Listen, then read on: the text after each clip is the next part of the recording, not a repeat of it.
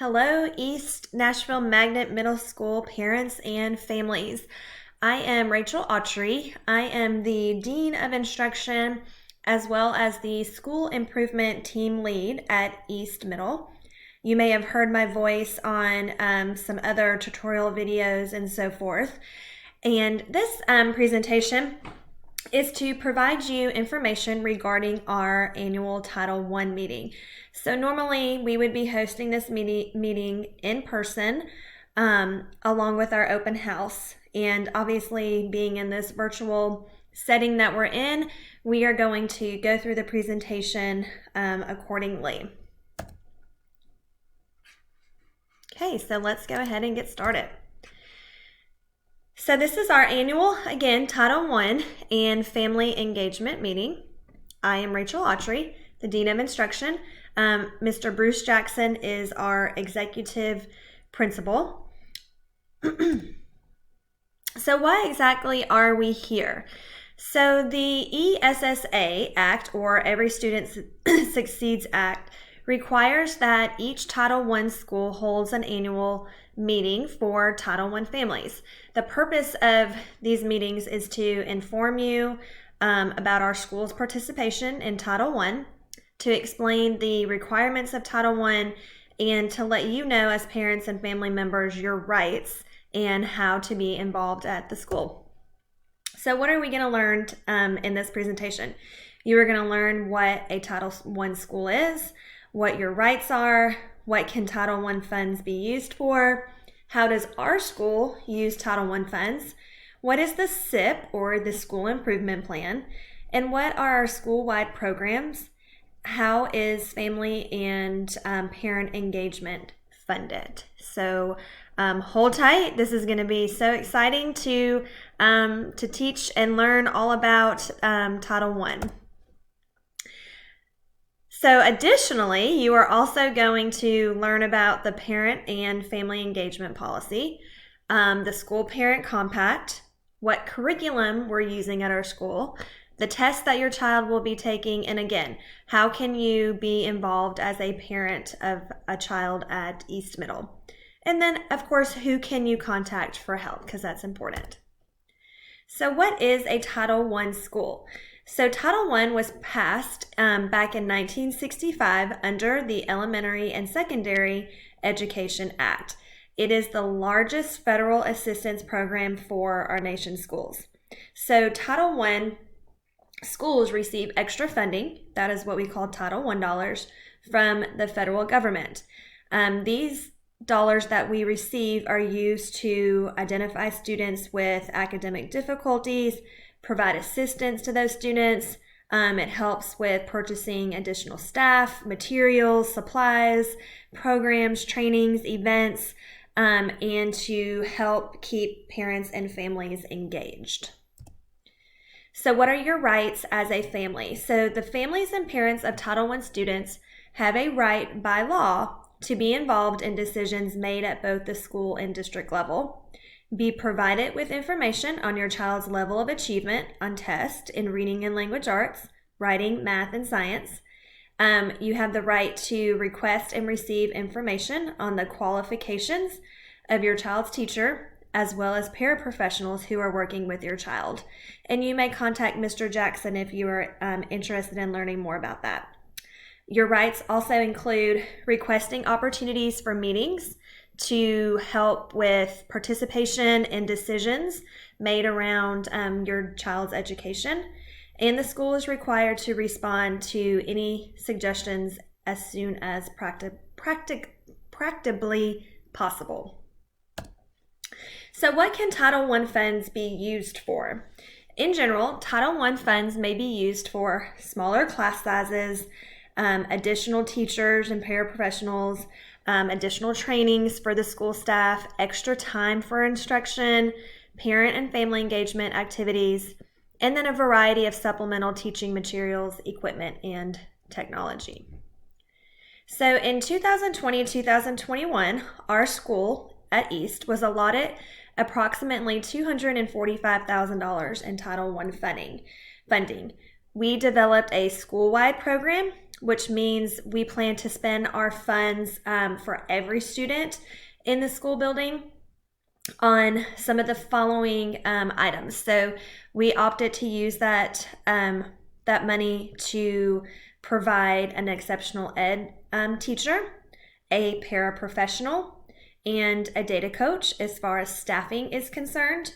We also used that money to help fund iReady, which is a software program, Live School, which again is another software program that we use, instructional supplies such as notebooks, copying machines, things that help with the instruction that students might need. And then equipment, which that can be laptops, video cameras, headphones, iPads, video cameras. Those are all materials, supplies, and programs that we have used our money for.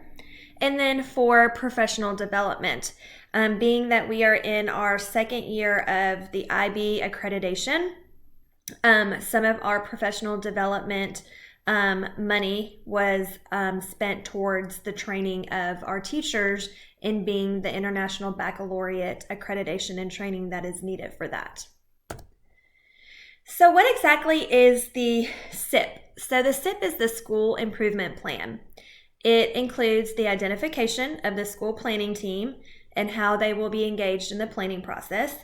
It includes a needs assessment and summary of academic and non-academic data, which could include test scores, attendance data, discipline data, our school profile, and just different data that we are able to use in our needs assessment. It also includes prioritized goals, strategies, and action steps to help address any academic and non-academic needs of the students that we identify from the needs assessment and from the data. It also includes teacher and staff professional development needs and budgets and how we want to use our money in the coordination of resources. The school must include family representatives in our school planning team, and we'll talk about how you can get involved with that in just a little bit. So what are our school-wide program goals? Our goals include decreasing the percentage of students scoring in quintile 1 and quintile 2, which are the two lowest quintiles on the MAP reading assessment, and we want to increase student proficiency in reading. Along with that, we want to decrease the percentage of students scoring in quintile 1 and quintile 2 on the MAP math assessment, and again, increase the student proficiency in math. We want to create a safe and supportive culture and climate, which ultimately leads to a decrease in out-of-school suspension. We want our students in the building learning or learning virtually. We want to create a safe and supportive culture and climate, which leads to a decrease in chronic absenteeism. So we want our students to log in to Schoology if they're working from home. We want our students to attend school if they are coming to in person. So ultimately, we want one of our goals to be around creating that culture and climate that leads to higher attendance. So how is parent and family engagement funded? So any district with a Title I allocation exceeding $500,000 is required by law to set aside 1% of its Title I allocation for parent and family engagement. So some of this money may be allocated directly to Title I schools. Some of this money may be directed to the district, which then they can use that money directly on parents and family members that are directly impacted by family engagement. So how is our parent and family engagement funded? So for this year, we received around $1,200 in parent and family engagement funding, and we plan to use these funds for family engagement meetings and events, which currently are going to be held virtually until things change with that. And this includes parent conferences, our grade level meetings that we have, and an IB night. So you will be on the lookout for some of these upcoming meetings and events. Again, that will remain virtual until it's safe to return to schools. So what is a parent and family engagement policy? So the plan that we have addresses how the district and school will implement the parent and family requirements of the ESSA Act. Our components must include how parents and families can be involved in the decision making, how parents and family engagement funds are being used, how information and training will be provided, and how the school will build capacity in families and staff for a strong family engagement community here at East. You, as a Title I parent or family member, have the right to be involved in the development of these plans. And these plans were sent out through the school email system from Mr. Jackson, and you were allowed to give feedback via virtually in a form survey. So what is a parent and family engagement policy? So the district parent and family engagement policy can be found on the MNPS website. Our parent and family engagement policy can be found on our school website, which is listed on this PowerPoint, as well as the Schoology Enrichment Hub, which is a site that everybody has access to on Schoology, parents and students and teachers, and there's a specific folder that holds all of the policies that are presented in this presentation. What is a school parent compact? So the school parent compact is a written commitment that outlines how the entire school community, so not only families and teachers, but we also include students in this written commitment that will share the responsibility for improved academic achievement.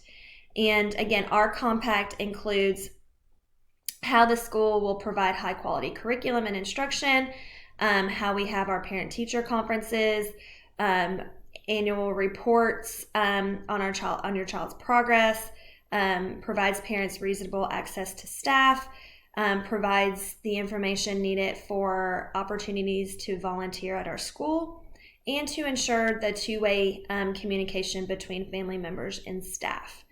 You, again, as the Title I parent or family member, have the right to be involved in this development of our compact. And again, that was sent out through the school messenger email from Mr. Jackson, and you were able to read over it and provide your input and feedback. And this can also be found on the School Enrichment Hub for parents, and then also on our school website. Okay, so what curriculum do we use here at East? So the Tennessee Academic Standards provide a common set of expectations for what students will know and be able to do at the end of a grade for each subject area. We use those academic standards to form the framework for everything that is taught at our school here. There is a link on this presentation that takes you to Tennessee's academic standards. So what test will your child be taking that is aligned to those academic standards? So because we are in this virtual setting at the moment and throughout the rest of the school year, we are going to continue using the Florida Virtual School, which is FVS, if you see that in the parentheses there. Those are the modules that students have in each of their content classes that are used for assessments. Additionally, there are classroom assessments that teachers create that reflect the state standards that are being taught at any given time. We also have academic screening for the 2021 school year. So for grades 5 through 9, students take the NWEA MAP reading assessment and NWEA MAP math assessment twice a year. 3 times a year.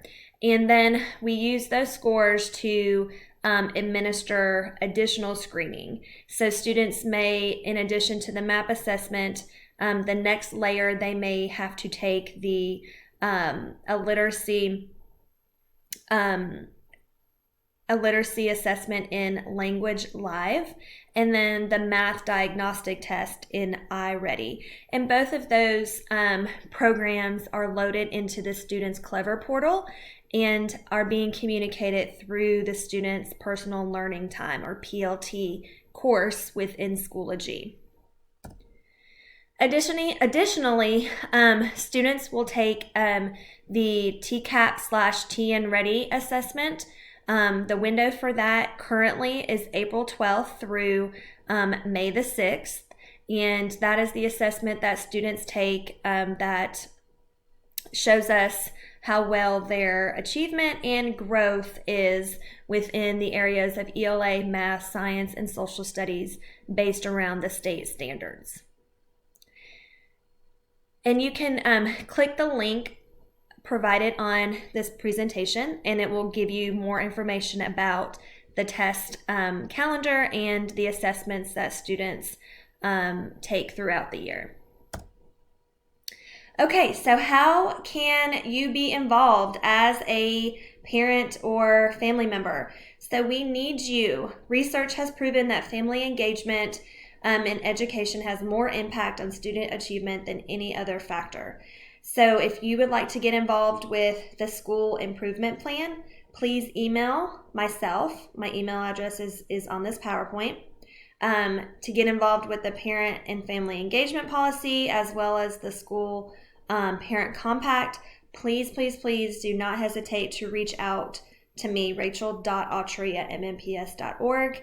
If you are interested in being involved in the PTSO organization, please email Miss Kesey, who is our school counselor and also is a member of the PTSO at East. We also ask that parents and families encourage attendance. We want the kids to get logged into Schoology. We want the kids to attend the live sessions. That is just crucial for understanding the content and the standards that are being presented. We ask that parents and families monitor grades and schoolwork on an online system or portal, which would be Schoology. Attend those family events and meetings as they come up. Observe or take part in the classroom sessions that are live on Schoology. Join those family groups and committees. We would love to have you be a part of the PTO. And then also staying engaged through newsletters, websites, being involved in reading those, getting the weekly emails and call outs, staying connected to the individual teachers' Schoology course and office hours are all wonderful ways that you can stay involved. We also have several resources that you can use as a way to stay involved in your child's curriculum. So we've got our school website, which is listed there. We have a Facebook page as well. We have the East Schoology Enrichment Hub, which houses all kinds of information for parents and families and students.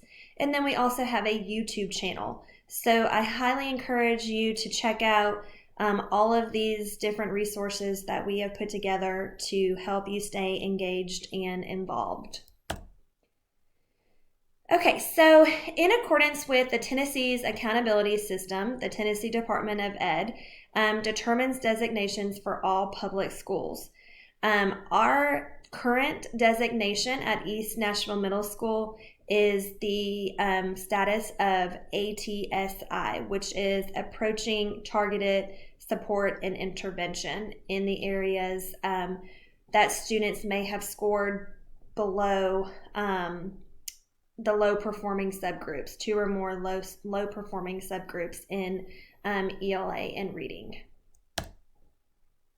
The state report card. So the Tennessee Department of Education releases an annual report card on Tennessee schools. This report displays state, district, and school level data for each school year. It includes demographics, achievement, growth, attendance, graduation rate, and so much more. You can view this information on the MMPS website, or you can choose a specific school or district, and you can click on the report card that is within this PowerPoint presentation. What is parent and family engagement? So I think it's important to understand this quote. Through effective communication with parents, teachers can have the greatest impact on their day-to-day success with students. With parents on their side, teachers can more effectively manage most academic and behavioral issues that arise. When the most important adults in a child's life are working together, students benefit enormously. Lee and Marlene Cantor. And I think this quote just speaks volumes to the community and engagement that we have here at East. We really want to have effective communication with all of our stakeholders, from parents to teachers to students, to anybody that walks into the school building. We want to work together, and we're here to get through this and to help each other and support each other together. What are the benefits of family engagement? So for students, higher grades and test scores, better attendance, more positive attitudes and better behavior, higher graduation rates, and greater enrollment in post-secondary education.